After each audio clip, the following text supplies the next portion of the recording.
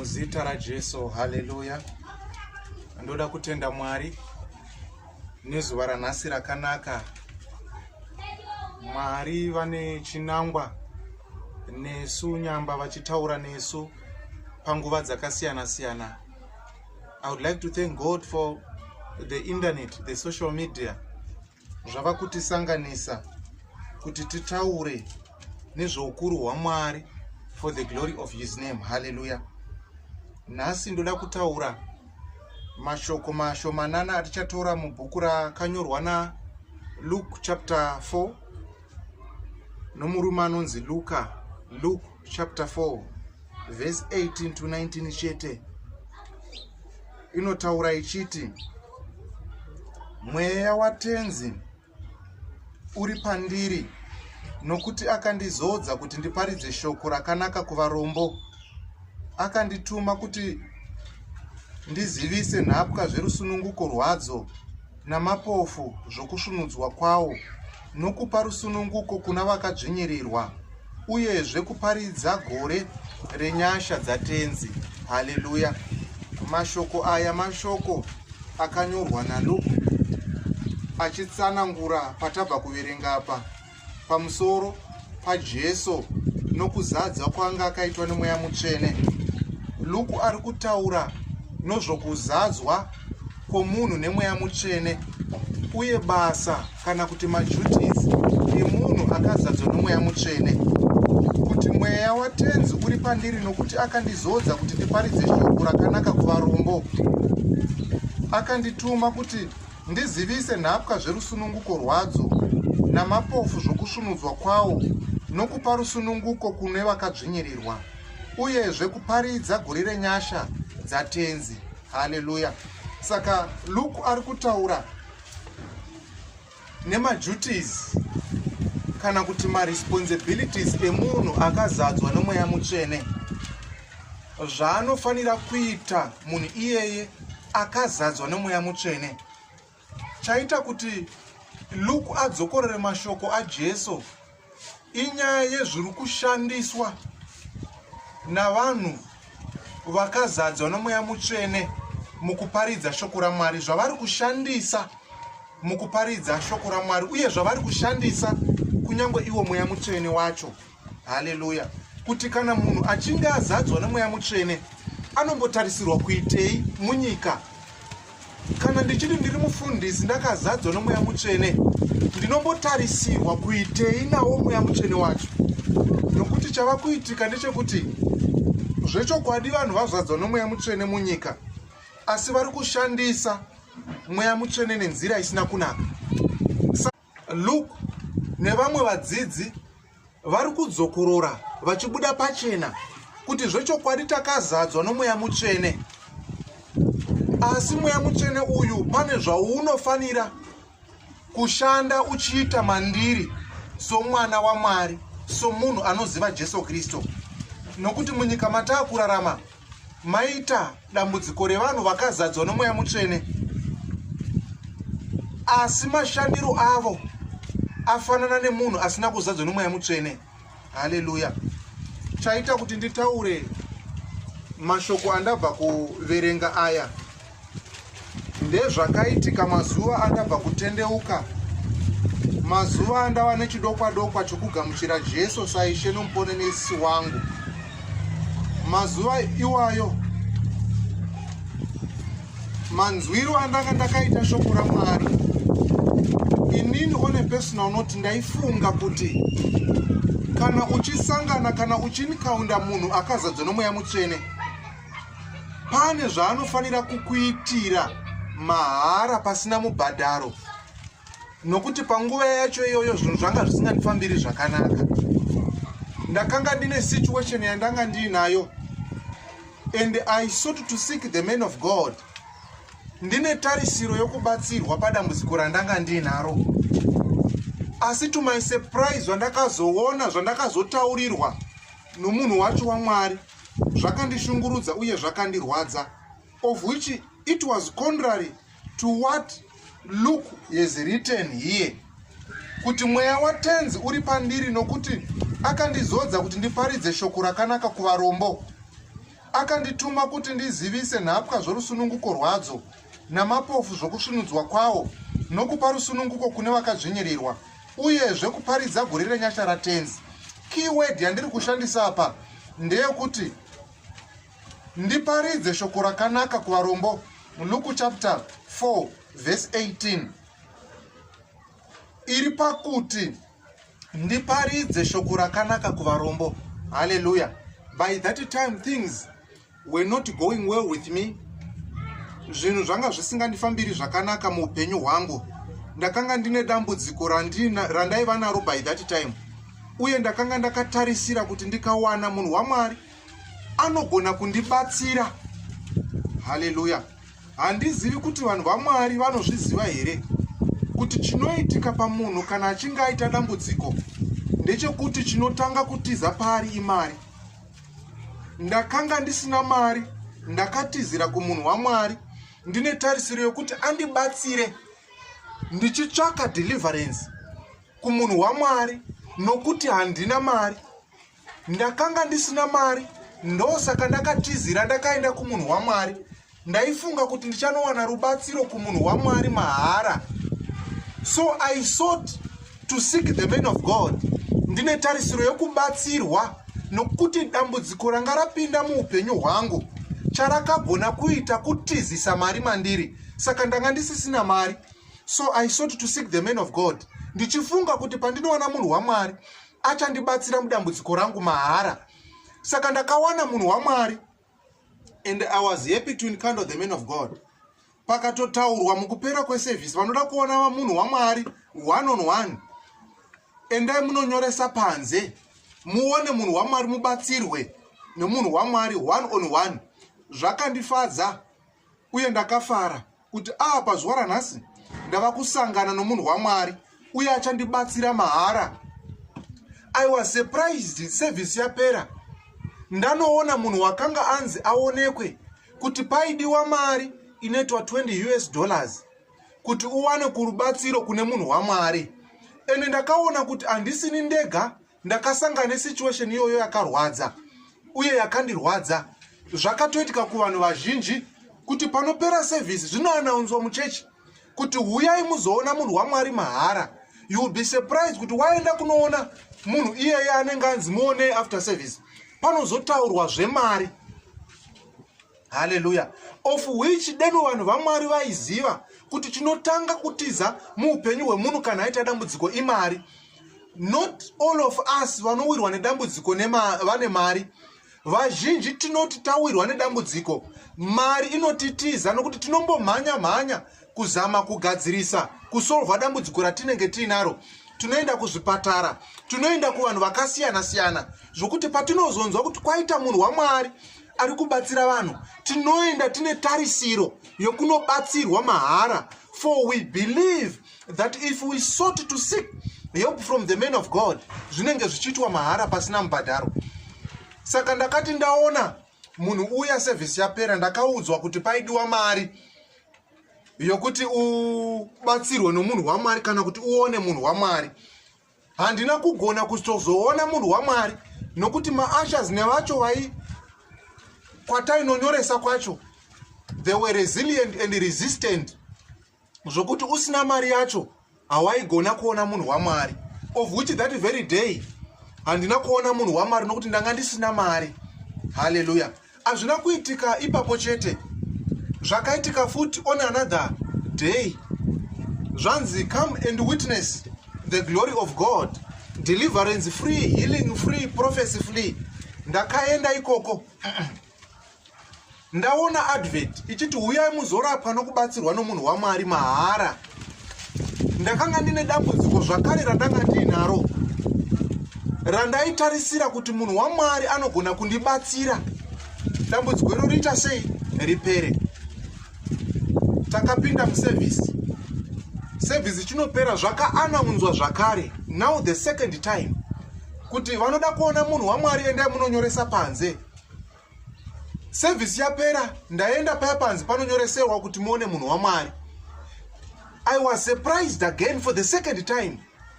kuti munhu waMwari wacho wandada kuona wanga usingamuoni zvakare mahara sokutaura nokushambadzira kwavakanga vakaita. Kana posta richitaura kuti uri kuona munhu waMwari mahara, belief yangu ndeyekuti unomuona pasina mubhadharo. Uye zvakandirwadza kuti for the second time I had an encounter nemaashers vachitaura ivo kuti kana usina mari ipapo zvainzi 10 US haugoni kuona munhu waMwari. Haleluya. Saka inini nevamwe vakanga vasina mari takamira pasaidi kusvika munhu waMwari wacho auya, ndikazowana mukana wokumuona, asi haana kundinamatira sokutarisira kwangu. Munhu waMwari uya akati munofanira zvekunotenga anointing oil panze apo. Anointing oil yacho yaita 5 US. Handina kunamatirwa, handina kusangana nedeliverance, handina kusangana neprofesi, asi munhu waMwari insisted kuti ndikanotenga anointing oil panze $85 US, problem rangu richapera, problem yangu ichaenda, dambudziko randanga ndinaro richasolviwa. Haleluya. Zvakadzoka kuti ndifunge zvakare kuti zvino varombo vachaita sei munyika makadai. Haleluya. Zvikaita kuti ndiite munamato wandakanamata kuna tenzi, ndikati Mwari, inini ndikazogonawo mukanditendera kuti ndiparidze shoko renyu kuvanhu, ndiprofite kuvanhu, deliverance and healing ndiite kuvanhu, ndichaita mahara. Nokuda kwemasituations andakasangana nawo kuti ndine dambudziko randinaro, I sought to seek a man of God. But munhu waMwari wacho wandanoona haasi kuda kundibatsira mahara, ane mubhadharo kaakatarisira. Akatarisira kuti ndibvise mari kuti andibatsire. Inini mukukura nomukudzidziswa kwandakaita, ndakakura uye ndikadzidziswa kuti kana ukaencounter ukasangana nomunhu waMwari, munhu waMwari anokunamatira, munhu waMwari anokubatsira mahara. Saka zvinhu zvakandinetsa, ndane dambudziko ndotizira kuvanhu vaMwari vanoda mari, while the word of God is contrary. Even the actions of Jesus Christ, though by that time ndanga ndisati ndatendeuka, ndaiziva nezvaJesu kuti poga poga paainamata nokuparidza waizviita zvinhu izvi mahara nokuti akanga akazadzwa nomweya mutsvene. So I had this mind in me, though ndanga ndisati ndatendeuka, yokuti ukasangana nomunhu waMwari une dambudziko, anokunamatira, anokuporesa, prophecy, healing and deliverance, unozviwana paari mahara pasina mubhadharo.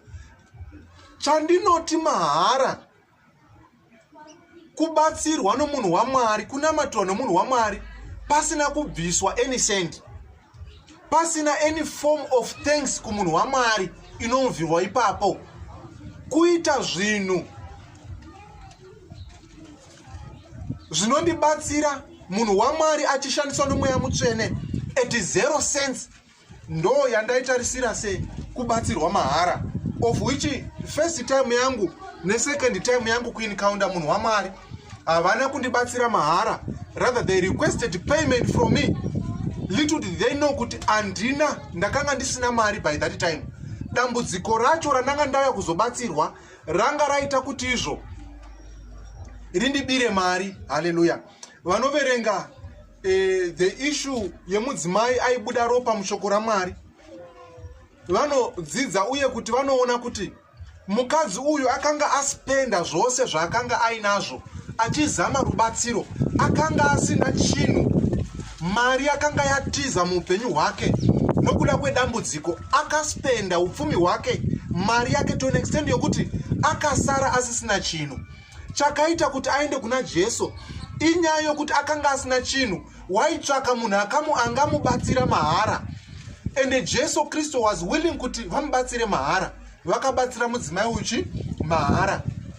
Ndo zvinhu zvakaita kuti first time nesecond time yangu ndinotsvaka munhu waMwari, ndakanga ndisina mari, though ndaishanda by that time, but the devil is cunning enough kuziva kuti munhu akawana mari anowana rubatsiro. Chaanotanga kuita kunzvengesa mari muupenyu hwemunhu ane dambudziko.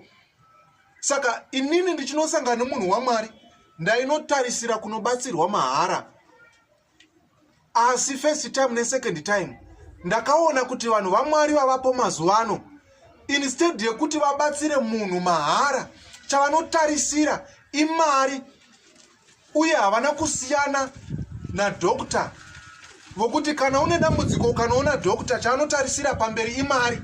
Haakoshesi utano hwako, anokoshesa mari. Kana usina mari unofa pamberi pechipatara, unofira panze pechipatara, nokuti dhokta anotarisira kuti whenever someone comes to his aid, munhu iye anenge ane mari.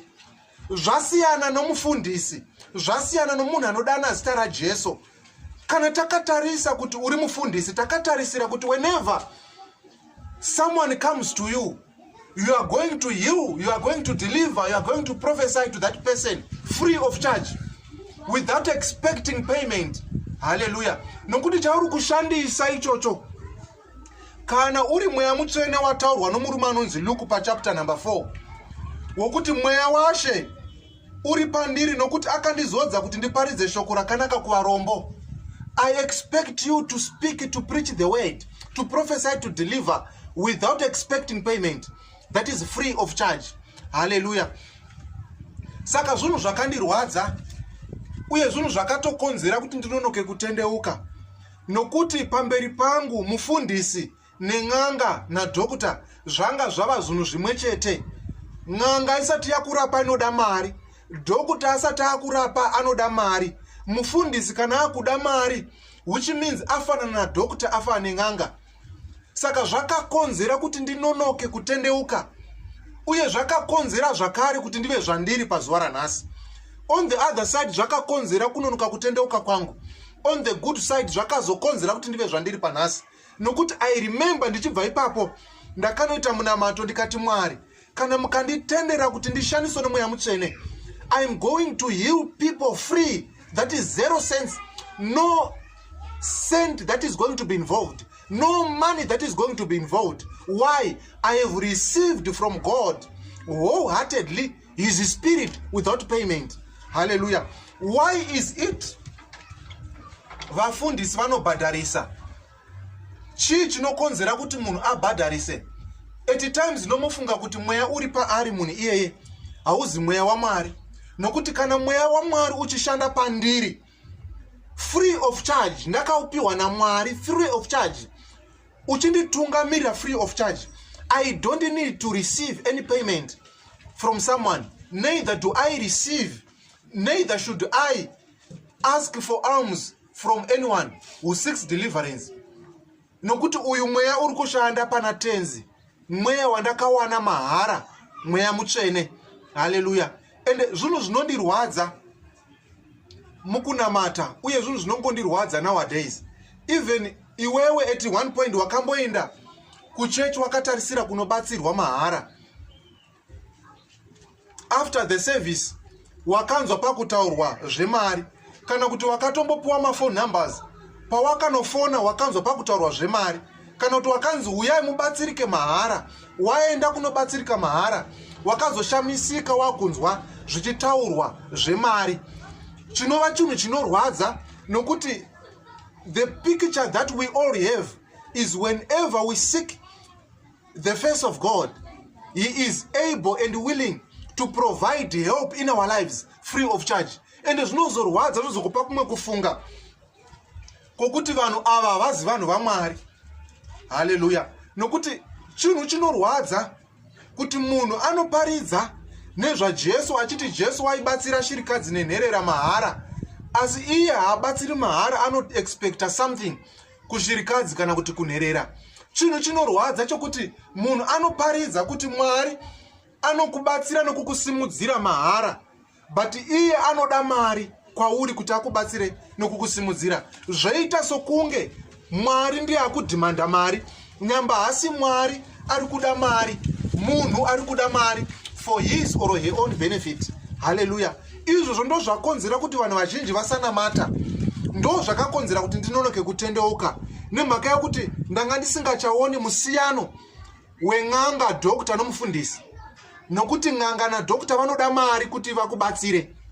What they need from you, what they ask from you, their profession requires that you produce money before they assisted you. kuimba yaMwari chete kwaunofanira kuenda usina chinhu, wobatsirwa naMwari mahara, woropafadzwa naMwari mahara, nokuti ndiye akatisika, nokuti ndo zvaakanyora iye Mwari pachake, nokuzadzikisa naJesu mushoko rake. Hallelujah. If you read, you go through the Synoptic Gospels very well, you shall see and discover kuti Jesu Kristu waibatsira vanhu mahara, waiparidza shoko mahara, wainamatira vanhu mahara, panga pasinga involve any form of payment. Healing, deliverance, the word, zvose zvaitwa mahara naJesu. It is only now paunoti ukanzwa kuti paita munhu waMwari, ukaenda kumunhu waMwari, unonzwa potaurwa zveMwari, before deliverance, before healing, before prophecy, zvoita sokuti Mwari ndo akuda mari, izvo munhu ndo akuda mari, which means it is no longer the Spirit of God that is working through these so-called men of God. Nokuti kana munhu achishandiswa neMweya Mutsvene waMwari, the Holy Spirit that works through Jesus, if it is the same Holy Spirit that is working through the men of God, I believe and I know that he will not ask anything from that individual. Kana Mweya Mutsvene waishandiswa naJesu asingadi mari dzevanhu, asingadi mubhadhara kubva kuvanhu, uriwo Mweya Mutsvene uri kushanda munyika muno nowadays, you will know and you will going to side with me that vafundisi, maprofita nemaapostles vaidei vasinga demand mari kuvanhu, vaidei vasinga request mari kuvanhu, zvaidei zvinhu izvi zvichitwa mahara, sokuitwa kwazvaitwa muOld Testament nemaprofits akaita sana Elijah, sokuitwa kwazvaitwa naJesu, sokuitwa kwazvaitwa naPauro. Zvinhu izvi vaizviita mahara, zvokuparidza shoko iri, zvokuporesa vanhu zvaitwa mahara, ngazviitwe mahara. Why do you need to pay? Unless the spirit that is upon that man is not of God. Yes, that person can now seek payment. Asi kana Mweya Mutsvene uchishanda nomunhu iyeye, I believe kuparidzirwa, I believe kunamatirwa, I believe deliverance and prophecy should not be paid for. Amen. Glory be to God. Hallelujah. Saka mweya watenzi uri pandiri nokuti akandizodza kuti ndiparidze shoko rakanaka kuvarombo. Which means another aspect yekuzadzwa nomweya mutsvene iri pakuti tiparidze shoko, tiprofite, tinamatire vanhu mahara. Saka kuzadzwa nomweya mutsvene zvinoitirwa kumunhu asina, kumunhu anotambudzika asina chaainacho musociety. Kana ini ndakazadzwa nomweya mutsvene, benefit yokuzadzwa kwangu nemweya mutsvene should be seen on a poor person in the society. Kana ini ndakazadzwa nomweya mutsvene, kuzadzwa kwangu nemweya mutsvene kunofanira kuonekwa nezvakanaka zvandinoitira murombo, nokuti vane mari vazhinji vacho havatonamate. Vanofunga kuti mari inovabatsira, naizvozvo vanotarisira kumari yavo kuti ivabatsire. Jesu achibva kudenga achizadzwa nomweya mutsvene waizviitira varombo. Zvino kana taakusvika pakubhadharisa isu vafundisi vanhu varombo vacho mari, you shall see kuti vanhu kunyange vachida Mwari vanopedzisira vakutiza vachienda kunotsvaka rubatsiro, kunyange kusina Mwari kwanowana rubatsiro mahara. Ukapinda mumasango iko zvino, you shall see kuti mava nevanhu vanobatsira vanhu imomo, havaparidze, havatauri nezvaMwari, havatauri nezvaJehovha. Unongosvika wobatsirwa, they don't confess to Jesus as the Son of God. Vanhu vazhinji ukasvika ipapo ndo kwavanoenda. Why? Vanonotsvaka rubatsiro nokuti financially these people are poor. Saka Jesu achibva kudenga akavinga vanhu varombo pamweya nevanhu varombo panyama.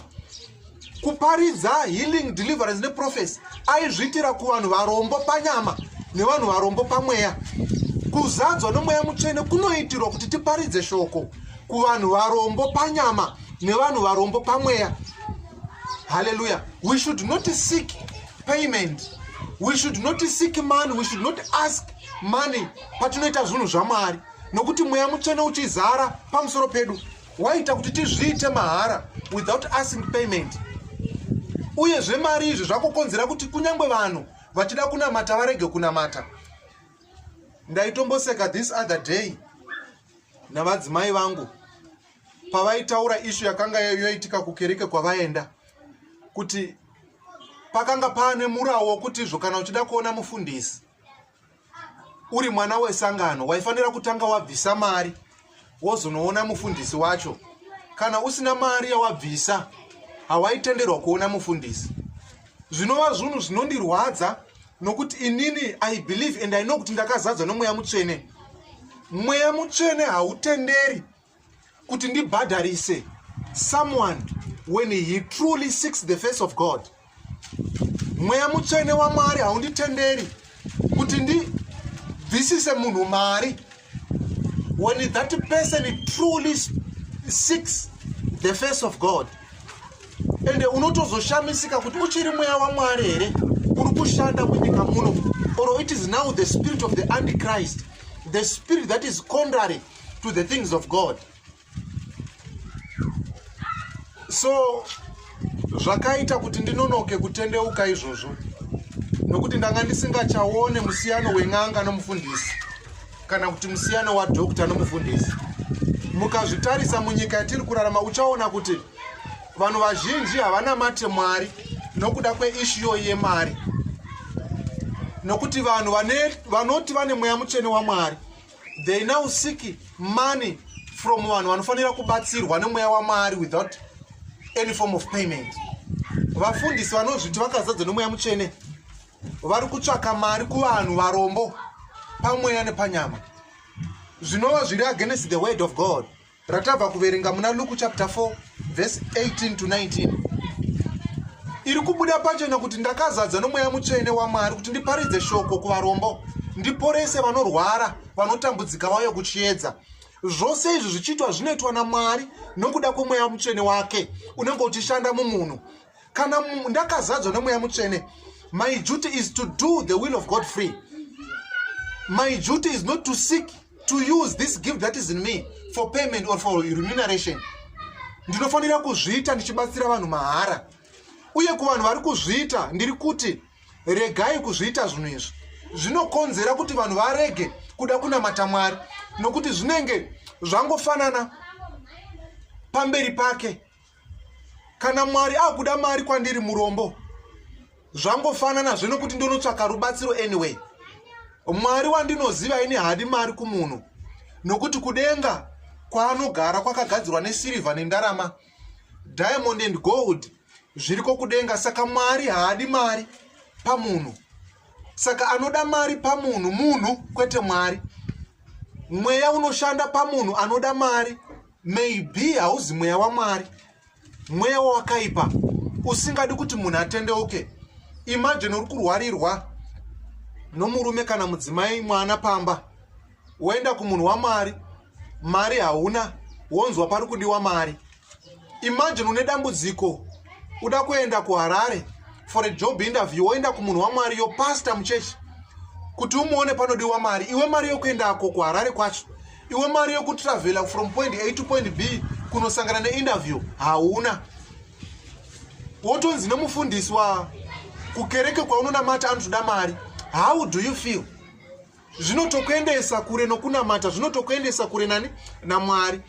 Saka zvinhu zvakandirwadza pandakatendeuka kuti why is it nowadays these so-called men of God, they are after my money more than my salvation? Why is it you so-called men of God, you are after my money more than my salvation? Iro shoko raMwari richiti mweya waMwari uripo wakazadza vanhu kuti shoko raMwari riparidzwe mahara. Mweya waMwari unozadza vanhu kuti vanhu vanamatirwe, vaprofitwe, vasunungurwe mahara. Why is it you now seek payment? Hallelujah. The word of God is clear here in Luke chapter 4 verse 18 to 19. Kuti the Holy Spirit is upon me to speak the word to the poor. Why do you seek money to the poor person? Why do you seek things from widows and orphans? Why do you seek money from these old people? Why do you solicit money from these people who are growing to know Christ? Hallelujah. Saka chinhu chinorwadza kuti shoko raMwari rinotaura zvakati, vafundisi vatinotevera vanotaura zvakati, Usina mari hauzi chinhu munyika. Usina mari vanotaura pama TV, vanotaura pama radio, uyai kukereke kune revival, uyai kukereke tikunamatirei. Uchinopinda muchechi imomo unonzwa zvotaurwa zvemari, kukunda your own salvation. Why is it like that? Which means the spirit that is operating is no longer the spirit of Christ. For the spirit of Christ looks for one salvation rather than for one money, resources, finances. Hallelujah. Saka mweya wa Mwari uri pamusoro pemunhu kuparidza shoko raMwari mahara.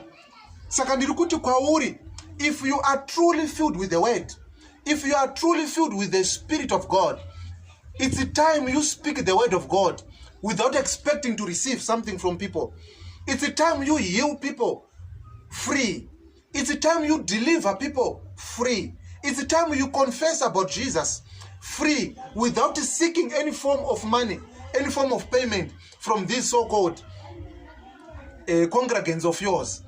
Hallelujah. Saka mweya wa Mwari uri pamusoro pangu kuti ndiparidze evhangeri mahara.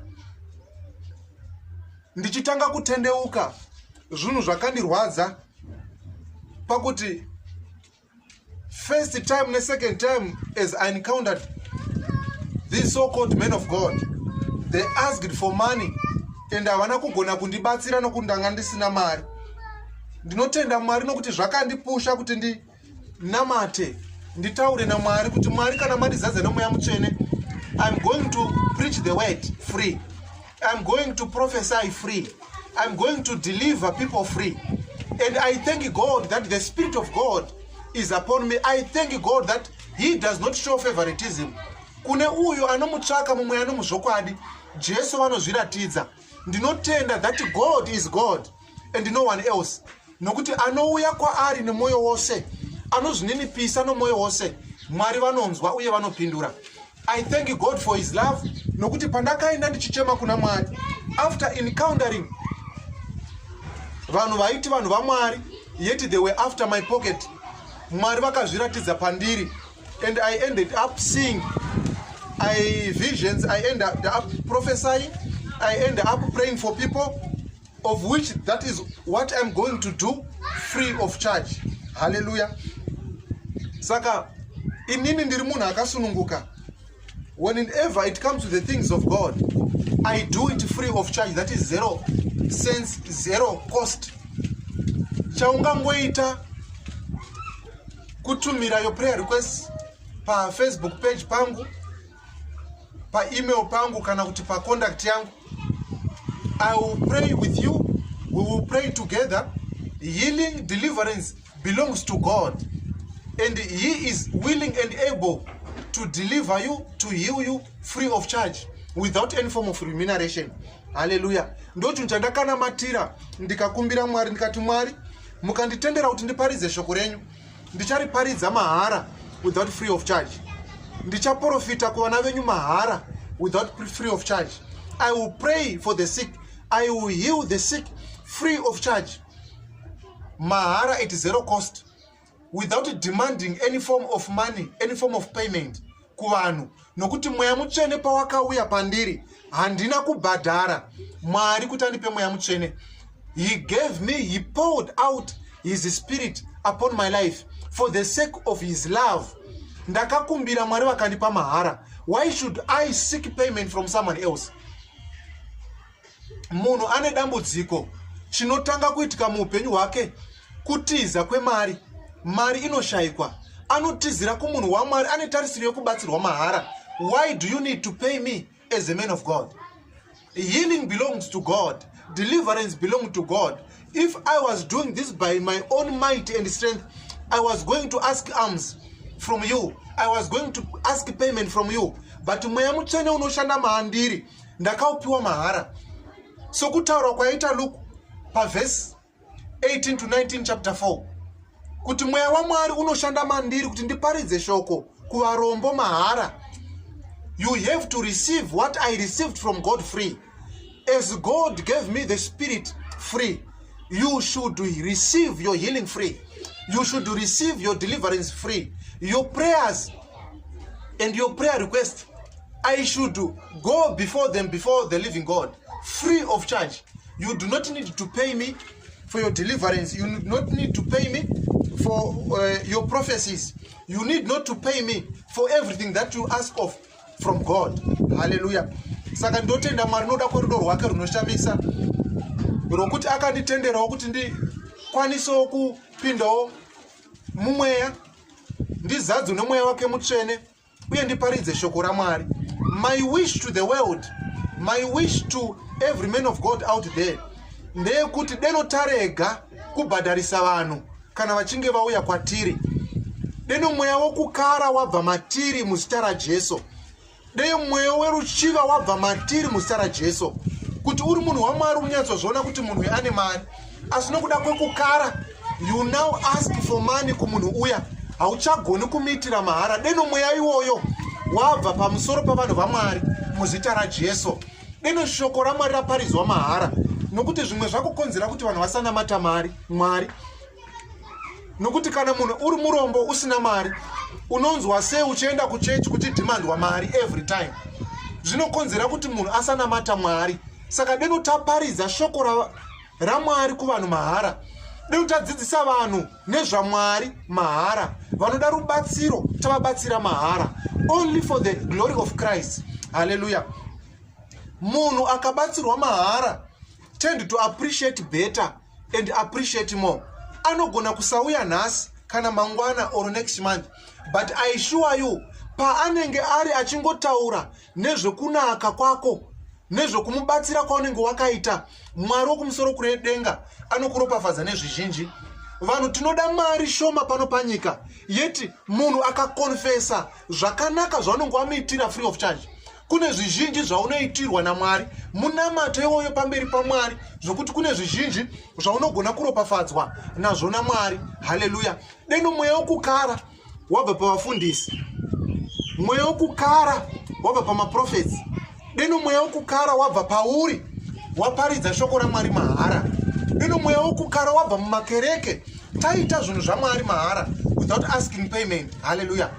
The reason why Jesus poured out this spirit in us is for us to speak the word of God free of charge. The reason why God performs miracles, signs and wonders is in me is such that I do this to the poor person free.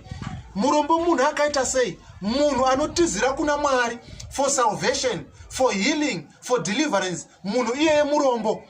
Hallelujah. Saka mweya mutsvene zvawakandishongedza zvauri mandiri kuitira kuti ndibatsire ari in need free of charge.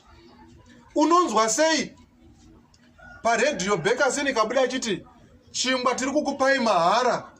Wasvika pashopu yeBekasini kana kuti wapinda maokei kana kuti musupermarkets, waunzwa zvichinzi izvo, asi kuti uwane chingwa ichocho unofanira kubvisa 10 cents. Paredhiyo pamaposters vakataura kuti tiri kukupa chingwa mahara, nokuti chandinoziva chinhu chamahara, chinhu chausingabvisiri mari, unongopiwa free of charge. Unonzwa sei iwewe Bekasini yati uyai mutore chingwa mahara, wasvika pavari kupa chingwa wonzwa kuti watizvo toda 10 cents kuti uwane chingwa, unofila as if varevi venhema. Ndo zvazviri muimba yaMwari. Munhu kana achinga aenda kumba kwaMwari kunobatsirwa nomunhu waMwari akashongedzwa nemweya mutsvene waMwari mahara, akazonzwa potaurwa zvemari, anozotadza kunzwisisa kuti mweya waMwari uri pauri ndewaMwari here, kana kuti wavang'anga ndewaMwari here, kana kuti waadhokota ndewaMwari here, kana kuti kwaakuromba. Nokuti vanoromba ndo vanobhadharisa, ng'anga ndo dzinobhadharisa, uye vanhu havarwadziwi kuenda kung'anga inobhadharisa kana kudhokota anobhadharisa, nokuti ndo zvavari. Chinorwadza munhu kuenda akatarisira kubatsirwa mahara ozonzwa pakutaurwa zvemari. Ndo zvinhu zvakandirwadza ndichitanga kutendeuka, ndo zvinhu zvakaita zvakari ndinonoke kutendeuka, nokuti ndakatarisa vafundisi ndanga ndovaona vose sembavha. Even nowadays chiri kuita kuti vanhu varege kunamata inyaya yekuti munhu poga poga paanoenda kuchechi arungotaurwa nezvemari. Vafundisi nemari hazvichasiyani, vava kushandisa zvipo zviri mavari for their own benefit. Iro shoko raMwari chiti chipo chaMwari chinoshandiswa for the betterment of the children of God free of charge. Ivo vafundisi, isu vafundisi tava kushandisa mweya mutsvene for our own benefits takatarisira kuwana mari. Saka zvakonzera kuti vanhu vasanamata. Even nowadays vanhu havasi kuenda kumachechi. Every Sunday kunodiwa mapledges. Every Sunday kunodiwa dzimari. Mufundisi anoda kuenda kuHarare, mufundisi anoda kutengerwa imba, mufundisi moto yake yati zvakati. The word of God is not all about money. It is about salvation of souls. It is about salvation of souls. Kuparidzwa kweshoko mahara nokutendeutswa kwevanhu. It is a painful thing kutaurirwa nezvemari yausina. Nokuti munhu wose anozviziva kuti izvo mukereke munodiwa offering. Asi kana asina aenda pamberi paMwari akatarisira kureceiva kubva kuna Mwari, hatizi tose tinoenda tinazvo, vazhinji tinoenda tisina. Takatarisa kuna Mwari nokuti Mwari ndowoga anogona kugamuchira munhu mahara asina chino. Asi chinozorwadza ndechekuti waenda kuna Mwari usina, mumwe munhu okutaurira kuti Mwari wacho anotokuda unazvo, iwe usina. Hallelujah. Ndo zvinhu zvinozorwadza uye zvinozopa a bad impression kuvanhu when it comes to this God. Hallelujah. Vanozofunga kuti Mwari wacho ndewe mari, vanozofunga kuti hurombwa, vanozofunga kuti ndezvefeki, vanozofunga kuti izvo ndezvekutamba. Havazodi kunamata Mwari, zvinovanendesa kure naMwari, nokuti we now look after money than kufudza makwai aMwari, than kuchengetedza vana vaMwari. Hallelujah. Saka the Spirit of God is upon me to speak the word of God kuvarombo. Zvazviri kurani zoti kuparidza shoko mahara, healing mahara, deliverance mahara, prophecy mahara. Hallelujah. We as men of God, we have to expect to receive from God, not to receive from people. If you have a mentality to receive from people, ndo paunozopedzisira wakubira vanhu. If you have got a mentality to receive from people, ndo pazvinozopedzesera wakuzadzwa noruchivo noumbavha. If you have the mentality to receive from people, ndo pazvinozokonzeresa kuti ubhadharise. So I'm saying to you, the Spirit of God is upon us as people of God, as children of God, as a man of God, to speak the word free to people, to preach the gospel free of charge, to heal people free of charge, to deliver people free of charge. Hallelujah. Ngatisaremedza vana vaMwari nemitori yatisingakwanisi kutakura. Vafundisi tinoda mari mumakereke, isusu vacho tisingabvisi mari mumakereke. Tinotaura nezvematithes nemaofferings, isusu vacho tisingabvisi matithes nemaofferings. Tinotaura nezvemapledges nemaseedings, isusu vacho vafundisi tisingabvisi mari idzodzo. Toremedza vana vaMwari, vanhu vorega kunamata Mwari nokuda kwokutya mari dzinotaurwa kumakereke. Vanoda Mwari vanhu ava, asi vari kutadza kunamata Mwari nokuda kwemitoro inorema yatiri kuisa. Hallelujah. Imagine dei mweya mutsvene waibhadharwa, hakuna aigona kuenda kudenga. Deno denga raibhadharwa, handifungi kuti pane munhu aenda kudenga. Asi Mwari watinonamata zvaanoita zvose izvi anozviita out of love. Newewo itira Mwari zvinhu zvedenga kuvana vaMwari mahara out of love. Namatira vanhu out of love. Paridza shoko raMwari out of love. Prophesy to people out of love. Do not seek payment. Ini ndakataura pandakatendeuka kuti Mwari kana mandiwanira nyasha, every time I pray for the people, I shall do it free. And I thank God I still have that spirit in me of preaching the word to the poor. Thank God that I still had that spirit in me of prophesying to people free of charge.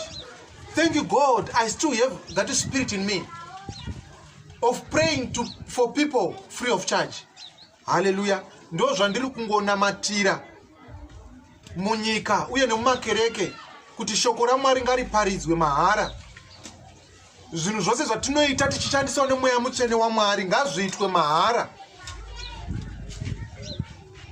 Vanhu ngavadzidziswe nezvaMwari uyu mahara, vazive kuti izvo Mwari haadi mari. Mwari anoda moyo wako neupenyu hwako kuti usandurwe free of charge. tisakonzera kuti vanhu varege kunamata Mwari nekuvapa mutoro unorema watisingagoni kunyange isu vafundisi kutakura. Haleluya. Mashoko aya mashoko akataurwa naJesu vachitaura vaFarisi kuti vanopa vanhu mitoro inorema yasingagoni kutakura. Nesuwo nowadays vafundisi tiri kupa vanhu mitoro inorema yokuti kunyange mufundisi wacho haugoni kuutakura mutoro iwoyo, mutoro wemari. Tiri kuremedza vana vaMwari vanoda kunamata Mwari nemari dzatisingagoni kubvisa. Our economy is tough. Globally, world economy is going down. Saka kana zvinhu zvichiomera nyika, ndozvo zviri kungoitawo mudzimhure. Kana zvinhu zvichiomera iwewe, ndozvo zviri kungoitawo kuna neighbor wako. Usati wewe kana zvinhu zvichikufambira zvakanaka woti kwai nokuti zviri kundifambira zvakanaka neighbor wangu zviri kumufambira zvakanaka. That's very wrong. As a man of God, kana zvinhu zvisingafambi zvakanaka, as a soldier of Christ, so mufudzi wamakwai atenzi, ndinofanira kuzviziva kuti izvo kunyange kuvana vesangano, kunyange kuvanhu vakandikomberedza, zvinhu hazvisi kuvafambirawo zvakanaka. Handifaniri kuvapa mutoro unorema, handifaniri kuvasengedza mutoro unorema. Haleluya. Financially zvinhu hazvina kumira zvakanaka. Zvinhu zvaunenge wapiwa izvo zvigamuchire nemwoyo wose. Ngatisapindwa nemwoyo woruchiva nemwoyo wokukara sevafundisi. Ngatiparidzirei vanhu vazive nezvaJesu free of charge. Haleluya. So kune vanhu vakasununguka, email yangu inenge iripo pa YouTube account yangu. You are free even pa Facebook page pangu kunditumira ma SMS. I shall pray with you free of charge at 0 cents. If you happen to come pandinenge ndiri ndichiparidza kunamata healing and deliverance, it's your duty to come to me and be healed free of charge. If there is a prophecy in your life, it's your duty to receive that prophecy free of charge. Kana ndirini lakmodruve. Hallelujah. As a prophet of God, everything that I do free of charge. If you hear that I need money, kunyepa ikoko, everything that I do is free. Healing, deliverance, prophecy, the word, I do it for free. Nokuti mweya uri mandiri, mweya mutsvene wakandituma kuti ndiparidze shoko kuvarombo, wakandituma kuti ndinamatire vanorwara mahara uye ndiprofitire vanorwara nevakasungwa vasunungurwe mahara. Haleluya. Saka Mwari wedu ndimwari wakanaka. My prayer ndeyekuti shoko raMwari riparidzwe mahara, mweya mutsvene ushande muvanhu mahara without any form of payment. Hallelujah. As Luke once again said in Luke chapter 4 verse 18 to 19, mweya watenzi uri pandiri nokuti akandizodza kuti ndiparidze shoko rakanaka kuvarombo. Ndiri kuti ngatiitirei vana vaMwari mahara, ngatiparidzei shoko mahara. Vanhu ngavasimudzirwe nesu vafundisi mahara. Ngatisatakudza vanhu mutoro watisingagoni kutakura. Ngatisadhimanda kuvanhu zvatisingafaniri kudhimanda. Ngatisakumbira kana kutarisira kupiwa zvatisingatarisiri kupiwa mushoko raMwari navanhu. Mweya mutsvene takaupiwa mahara. Everything has to be done free of charge. Hallelujah. Ngatipei zvatakapiwa nemweya mutsvene kuvanhu mahara at 0 cents without asking for favors in the name of Jesus Christ. Hallelujah. Glory be to God. Amen. Ndisati ndapedza ndoda ngotaura 1 or 2 prophets dzandaratizwa pazuva ranhasi. Hallelujah. As a prophet of God ndoratidzwa 1 or 2 things. Zuro nanhasi pane zvinhu zvandaratizwa. If it was once ndanga ndichagona kusiyana nazvo, but it appeared to me the second time and I thought let me share with it. Zvichawana munhu achaita sei achabatsirika. Hallelujah. it's a word of prophecy to someone, and this even diwani cannot uripi. But this vision that I saw something like a door rakavhurika, but kuvhurika kwacho kwankuri fani pakuti door parinovhurika rofanira kunge richiratidza chiedza, but kuvhurika kwedoor iri manga muchiratidza kuti mune rima. There was darkness on this door. Hallelujah. Which means pane chimwe chinhu chaunga nge uchida kuita muupenyu hwako, and zvinoita sokuti everything is in place. I'm saying to you, deno wambomira, pane chinhu chauri kufunga kuti iko zvino it's high time nda kuchiita, nokuti everything has been set up muupenyu hwako. Ndiri kuti chimbomira, nokuti what I just saw padoo iroro, I saw darkness, rima mukati medoo imomo. Saka zvinongotaura kuti zvinhu zvinenge zvakanaka for now, but hazvina kwazvinosvika. Hallelujah. Project inenge yakanaka for now, but haina kunaka. Amen. Deno wambomira, pray about this project, pray about this step that you are about to take. Nokuti ndaona darkness is something that is very bad. Hallelujah. Everything is in place and everything seems good to start, but ndiri kuti chimbomira. Hazvisati zvanyatsomira zvakanaka, just stop. Ukaita iko zvino hazvizobudi zvakanaka sokutarisira kwaunga wakaita. Hallelujah. Is this door, the funny part, iranga riri black, of which arifanira kunge riri black, mufanira kunge mune chiedza. Whenever you open a door there should be light. In this case it was darkness. Hallelujah. Just wait whatever you are about to do. Chimbomira zvaruda kuita izvozvo zvoita sokunge zvinhu zvakanaka, asi ndiri kuti chimbomira for now. Pray about it. Just wait for now. Kana Mwari zvanaka is going to speak to you, vachakuudza kuti ita. Hallelujah. So just wait for now. Yes, everything seems good, but ndiri kuti chimbomira. Mwari vane zvaruda kumbogadzirisa vasati vakuvhurira mukana iwoyo. Hallelujah. Glory be to God. So this was the word of prophecy to someone, and this is kuti ndiwani, but just wait a little bit longer. Mwari pane zvavari kugadzirisa. Vanhu vari kukuti tanga indiri kuti chimbomira. Mwari vane zvavari kugadzirisa. Ukatanga iko zvino, you will cry tomorrow, but just wait. When the time comes, Mwari vachakutaurira uye Mwari vachakuudza kuti this is the right time, then you can start whatever you have planned. Kana Mwari vati yes, no one can say no. Hallelujah. This was the word of prophecy. Mwari wedu ndi Mwari wakanaka. Ndoda kuisa munamato we deliverance. Handizivi kuti uri kundoona chii chiri kukunetsa, but one thing that I know, if you encounter the Holy Spirit in your life, it opens all the doors in your life. It does not open one door. Mweya mutsvene ukapinda muupenyu hwako haungokuporesi chete, zvose zvaunoda zvinobva zvaendeka. Kana iri nyaya yebasa haungowani basa chete, even health wise nezvaunoda zvinobva zvaendeka. Mweya mutsvene haudhili nenzira imwe chete yokuti kana wakuzadza uchida basa unowana basa chete, zvimwe zvese zvorega kufamba. Kana wazadzwa nemweya mutsvene, zvose muupenyu hwako zvinofanira kufamba. Saka I'm going to pray with you today kuti mweya mutsvene ukuzadze, whatever changa chisingafambe muupenyu hwako chitange kufamba muzita raJesu. Everything in your life should begin to move forward in the name of Jesus. Thank you, Lord Jesus. You are wonderful, my Lord. You are wonderful, my God.